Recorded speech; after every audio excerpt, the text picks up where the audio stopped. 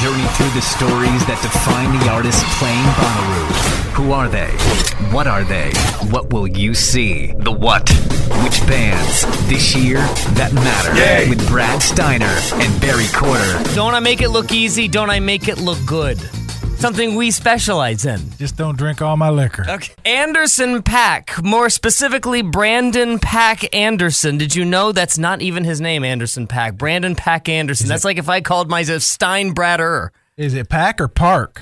Well, it was originally Park. That's right. It's actually Park. Yes. In there. Yeah. This is the What podcast. The What. Hyper-focusing on the bands that matter. More precisely, which bands that matter this year. Which bands this year that matter. Something like that. This, that, and the other. Yeah. This, that. I love we're starting with Anderson Paak. Really? That's Do you? I really do. That's a surprise to me. I didn't think that would be up your alley. No, well, it wasn't, to be honest, but I think this year, for me especially, the lineup is about discovery and a little bit of trust.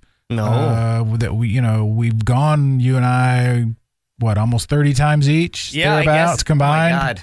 Yeah. Oh, my God. Combined. Yeah. And so there is a little bit of trust in the guys that put it together, and Anderson is not somebody that it was very familiar to me a couple weeks ago. Now I like it quite a bit. Now you like it a lot. Yeah, Now, I'm looking forward to seeing the live show. this is a podcast by Bonnaroovians for Bonnaroovians. We want to take a deep dive into the artists that are playing Bonnaroo. We want to do each and every week go through a specific artist catalog, go through their bio, maybe introduce you to a new band. Maybe you could even introduce us to a new band, and you could do that at thewhatpodcast.com. We hope to catch some of that magic that these artists will bring to the farm, bottle it, and then expose it to you each week with a spotlight on the artists that will hopefully make 2018 special. And you talk about that trust that you have in the Bonnaroo people, whether or not the lineup is for you or not for you, there's something probably you're going to discover. And it's really odd to me that you just now discovered Anderson Paak, especially with all the 2 Grammy Awards last year. Yeah, well, to be honest, I've relied on maybe my kids or some other people, and they're all gone. They're still with us, though. Well, they're Okay, out of the house. Thank goodness. So yeah, I mean, there's so much music out there. I can't keep up with all of it, and I don't pretend that I do.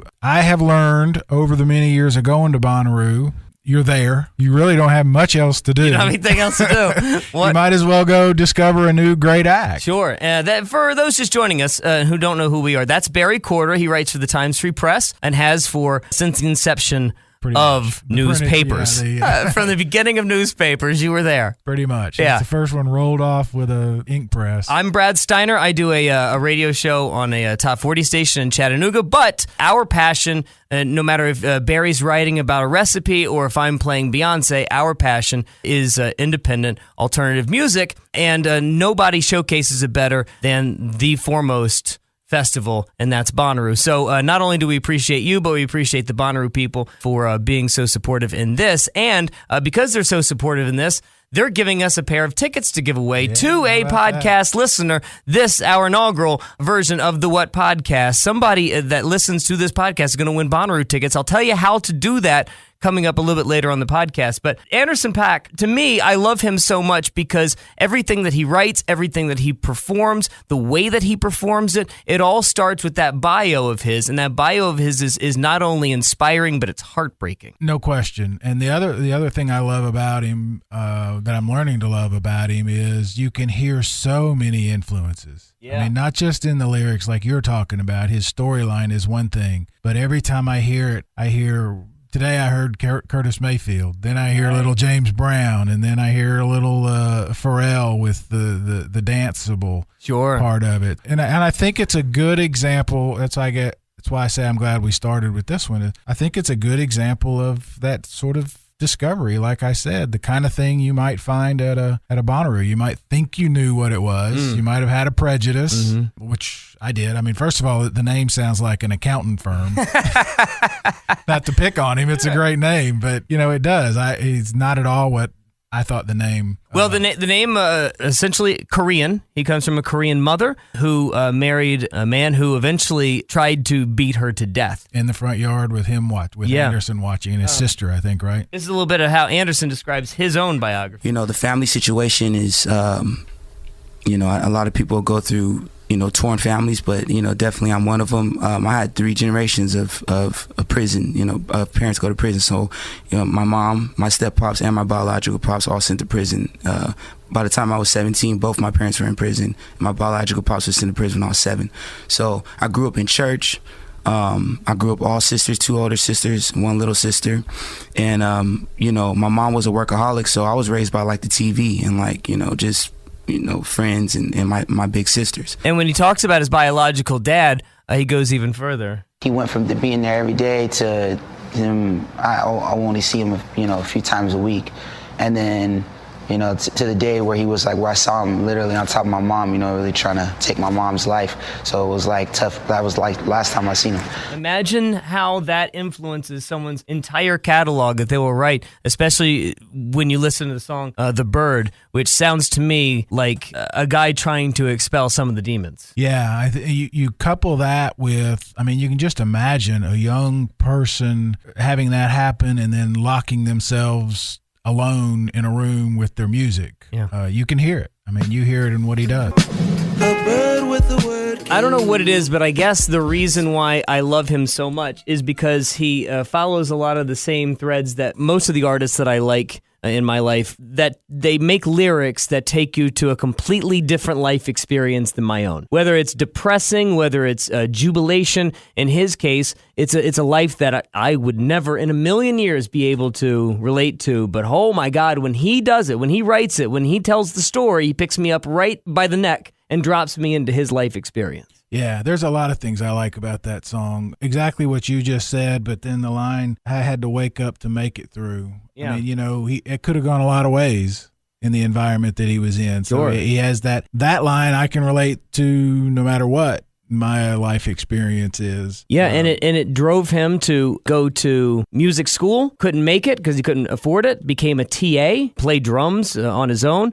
He meets his wife at music school, which is like an ITT for musicians. Goes on and has a child with this wife. They can't afford a life. They're basically homeless. They're squatting in foreclosed houses. And eventually writes a song that gets Dr. Dre's ear. And Dr. Dre then invites him into the studio to lay down a few tracks. This is basically what Dre had to say in the words of Anderson Paak. Know anything about Compton or anything that was going on, but I was like, I'll show up, And I pulled up, and it was I met the DOC and Dre, first 2 people I meet in the studio, and they start playing the tracks, and they're like, yo, hold up, that joint you got, Suede, we've been playing that for like 3 weeks straight. And they played it again, and then they brought Dre in there to hear it, and Dre ran it back like 3 times.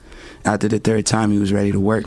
And that song is what got him into the studio. It's the song that changed his life and eventually became the multi-Grammy-nominated superstar that he is today. What I would have given for my mother to have given me the advice, you might go broke chasing every chick with a tongue piercing. If only I got that advice when I was 16. You'd be in a different place. Right. All Dad ever told me is don't keep your money in your mouth. When you listen to that song, whether it's for you or not for you, what Dre heard was really interesting. This is what Anderson Paak said that Dre said once he heard Suede. This was fascinating to me. He told me he liked the pain in my voice. The pain? Yeah. You got that pain in your voice. And you got a story in your voice. When I hear it, it sounds like you, only you. He's got a story to tell, that's for sure. Yeah, that is. You hear the pain, and I like, just because it's the way I listen to music, the musicality of it. He's a drummer. Sure. And that's where he starts from. That's when he's writing songs. He talked about in an interview that I heard, as actually part of the Showtime Word is Bond documentary that he's part of, is that he hears it. He hears the tone and where he fits in the pocket before he writes. And for some reason, lately I've done a lot of interviews with songwriters, and so the whole process fascinates me so to hear his approach. They're all different. Nobody does it the same way, and really no songs are the same way. But when you start with that pain and you start with that voice, it's a pretty good foundation. Huh? Yeah, and then you add the musicality that he has. It's interesting that you said playing the drums in the documentary, because also in that documentary he reveals that he originally thought he was going to be an MC. He thought he was going to be a hardcore rapper. Yeah, gangster. Yeah, he's going to be a gangster MC, and then he, in the next breath, mentions that Radiohead's a big influence. Right. and the drums are a major part of it. And if you ever see him live, he's bouncing around the stage. He plays drums a little bit, and then he gets out in the middle of the crowd and crowd surfs. I saw him in Okeechobee, and it was the highlight of my year. It was my favorite live show that I saw. And the song that sticks out live is The Season, because he's doing exactly that. When he does The Season and Carry Me, not only is he adding the pain about talking about his mom trying to buy him the new sneakers, but he's doing it with musicality, jumping from one instrument to the next to the next. Yeah, you don't see a lot of guys that are drummers that are also rappers. I can't think of any. It was interesting to see video of him playing drums while singing, performing, not really rapping, but more hip hop. But it's a different approach. The What Podcast, starring Barry Courter from the Chattanooga Times-Free Press and myself, Brad Steiner, from WDOD Hits 96 in Chattanooga. It's a deep dive into the artists that are playing Bonnaroo. The What Podcast, which bands that matter this year. You see what we did there? What, which, that, this? It's funny. Yeah. It's good. It's clever. I think so. It's clever. Yeah, it's available online anytime at thewhatpodcast.com, thewhatpodcast.com. Hopefully you learned something. Hopefully you like it. If you do, comment. And when you comment, it could mean tickets to Bonnaroo for you. If you're listening to this podcast now, just check out thewhatpodcast.com, and you could scroll down to the bottom of the page there right before you see our names. Click win and put your name, your email address, maybe some feedback, maybe something you like, something you don't like, and it could mean tickets for you to Bonnaroo with camping passes, by the way. That's a big deal. It is a big deal, especially with all the camping upgrades and changes they're making this year to Bonnaroo. It's a different experience than when I camped in general admission 15 years ago. Which was what, a tarp and a couple of bungee cords? It was the Wild West, man. It was the Wild West out there. There was absolutely no way to explain it. It wasn't just madness. It was a tad scary at times for somebody who had never been to a music festival before. I'm glad you said madness, because I was thinking Mad Max. If you saw Mad Max, it was worse. Yeah, some of the vehicles were actually look like those. Mad Max was a day in the park, right? Oh my God. Yeah, it was rough. I love it. It was rough, and I think that's one of the things we'll get into later on in the series, is a little bit more how that has changed. But every year they've made additions, they've made changes, they've made the camping experience better. Yeah, I think for most people. But I think you and I have agreed. We've talked about this over and over and over. The camping experience is what makes Bonnaroo. It's what makes it different. It makes it what it is. Yeah. And I like how you said through the series. Yes, we're going to probably do this every week. Every week, spotlight a different band, an artist that's playing Bonnaroo all the way up to the festival. And throughout the weeks, not only do we want to tell you about Bonnaroo and tell you the do's, the don'ts, the good, the bad, the ugly, but we also want to hear what you have to say and anything that you want to give us feedback on at thewhatpodcast.com. It is an experience unlike any other. It is something that not only you live with all of your fellow Bonnaroovians, but you live with the artists as well. They bring a different show to the stage each and every time because they know it matters to you. That's right, and I think part of the reason we want to do this and can do this is because we've sort of gone through that transformation with it as it's grown. That's right. As fans, we probably have complained over the years as much as anybody else. We probably complained more than we've complimented, to be honest with you. Correct. About accommodations or the lineup or whatever. And I think last year we had an epiphany that we really enjoy that weekend. Yeah. It's more than the lineup. It's more than the camping. Sure. It's a yearly get to do it again kind of thing with like-minded people, and that is such a huge part of it, is that you're there because you want to be there and you like music. Yeah, and it's not going to be just any Anderson Paak show that you get. You're going to get the best Anderson Paak show of the year. Because of that. Because he knows that people have been camping for 3 days or however, depending on when he performs. And so they give a little more. I've done dozens of interviews over the years, and that always comes up. Not just from me, but from other reporters that are in maybe the conference call or whatever, is what makes Bonnaroo different. It's just everyone knows it. Everyone feels it. You know, going back to the Police when they were there, you remember the expectation was, how's it going to be different? And Right. it wasn't, because Sting wouldn't do it. Right, he wouldn't do anything. But the expectation was that they're going to jam or they're going to do something, and you just get more. Right. Anderson Paak, the focus of this week's The What podcast, right up my alley. As a kid who does nothing but listen to 60s soul, and his favorite band is the Alabama Shakes, and still likes independent alternative music, it pretty much blends everything that I love into one sound. I think it's a perfect example of what you're talking about. That song has some OJs in it, little backstabber, but it's Sure. brand new. Yeah. And you and I don't always agree on music. I like 60s soul like you do, but some of the new stuff that you might listen to, I think I commented to you once before, why don't I just listen to the original stuff? Why don't I listen to Otis or Sure. Marvin or whatever? And this is what's different about Anderson for me, is that sounds totally fresh. Just because I hear a little OJs in there, I don't feel like it's a total ripoff that I have to go hear the OJs. I like that it's new. And he's been doing this for a while. You do it when you look at Malibu.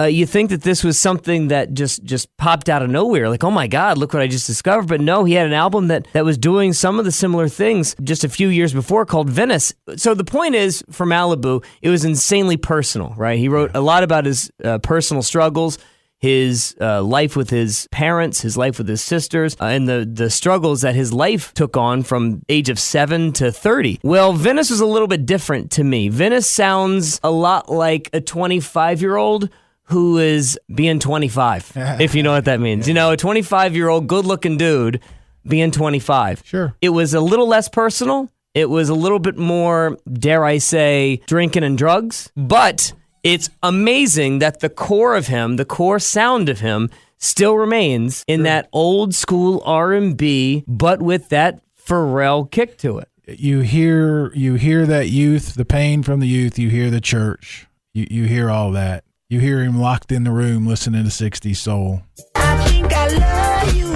A song Anderson Paak recorded and released in 2014. Love You, from his album Venice, which was his first album. His second album then was Malibu. He'll have the third album coming up this year. You'll probably be hearing new music come Bonnaroo. Yeah, come Bonnaroo weekend. I was just looking. He is Saturday night ahead of Cascade, Bon Iver, and Eminem. As you know, Saturday night, that's when everybody comes. It's packed. It's crazy. I have to imagine, if I'm starting to put on my Bonnaroo scheduling hat for a second, knowing is Bonnaroo the way that we know it. I mean, I've been to 13 Bonnaroos. You've been to practically all of them. Knowing Bonnaroo the way that we know him, I can't imagine Bonnaroo putting Anderson Paak for his first time ever at Bonnaroo on the what stage, can you? Especially when you have Bon Iver doing 2 sets that night? Right, yeah, which we're going to get into in one of our shows. We're trying to guess what he's going to do for 2 shows. It's the same day. What will Bon Iver do? Pretty crazy. And then, that's going to be the fun. That's a great day, That's Saturday. a big day. What else is on Saturday? Mavis Staples, who I'm so excited about. A focus of another podcast coming up in the upcoming weeks. Niles Rodgers and Chic, Sure. which will be the fun one. You know, that's one of those. Well, fun for your age people. Sure. Well, that's the legacy act for Barry. I always go back to the Lionel Richie thing. Just stunned me when that was announced, and it's still a lot of people's favorite. They figure out really strange things to pop in the lineup that always seem to work. That always seems to work. That's exactly right. Sylvan Esso is that day. Old Crow Medicine. So maybe are we thinking maybe could Anderson Paak be like your Saturday night after Eminem? Oh yeah, could be. On which? Could be. Do you think that they would put Anderson Paak late night after? Like they did with Kanye the year that was such a disaster, but it was a late after show. Right, but you know they're going to put Cascade on the new EDM stage. Right. That's going to be the headliner for the EDM. You got to imagine that. But there could be, I can't find another artist that you just named that would go on after Eminem on which. No, that's a good thought. That's the R. Kelly slot from a few years ago. That would be a good show, wouldn't it? That would be a phenomenal late night show. I saw him in the middle of the afternoon at Okeechobee. It was great, but it ain't 1 o'clock in the morning. After Eminem, everybody, that would be cool. I don't know. That's what we get to speculate in the coming weeks, don't we? Is how the schedule's going to line up. Anderson Paak, the focus of this week's The What podcast. Yes, Lord. Yes, Lord. Yeah. By the way, do you know why he puts the dot right before Paak and Anderson Paak? I do not. All right, well. Because they slept on me for so long, so now they got to pay attention to everything now. Every little detail they got to pay attention to because he got slept on for so long. Not getting slept on anymore. A headliner at his first ever Bonnaroo. That is a big, big deal. You know, I was thinking, funny you ask about the dot. I thought last year we should have had like a category or a contest. Is this act a one-person act or a group? Right. Or is that a person's name or not? Yeah. 'Cause I couldn't tell. Because you can't tell half the time. No. Anderson Paak, this week's focus on The What podcast. As we go through the weeks and get closer to Bonnaroo 2018, we're going to try and focus on some of your favorites. If you want to shoot us a suggestion, thewhatpodcast.com, also a place where you can register for tickets for Bonnaroo 2018. Maybe focus on Bon Iver's 2 sets. Maybe Mavis Staples. Maybe we'll do a Sylvan Esso week, a Moon Taxi week. Maybe we'll do some themes. Give us your suggestions down thewhatpodcast.com. Yeah, I'd like some questions too, because there'll be people like us that are veterans, and maybe some new people that want to know how to do this. Everyone, I think, has a perception of what they think Bonnaroo is, and if you've never been, your perception is probably wrong. All right, that's Barry Courter. I'm Brad Steiner. Thank you to our web developer, Lord Taco, the Lord of tweeting and communicating online. Graphic genius, Nick Turner. Who else? Do we need to thank anyone else? Nikki T's the man. All right. And thank you for listening this week, The What Podcast. See you next week. Journey through the stories that define the artists playing Bonnaroo. Who are they? What are they? What will you see? The what? Which bands? This year, that matter. With Brad Steiner and Barry Courter.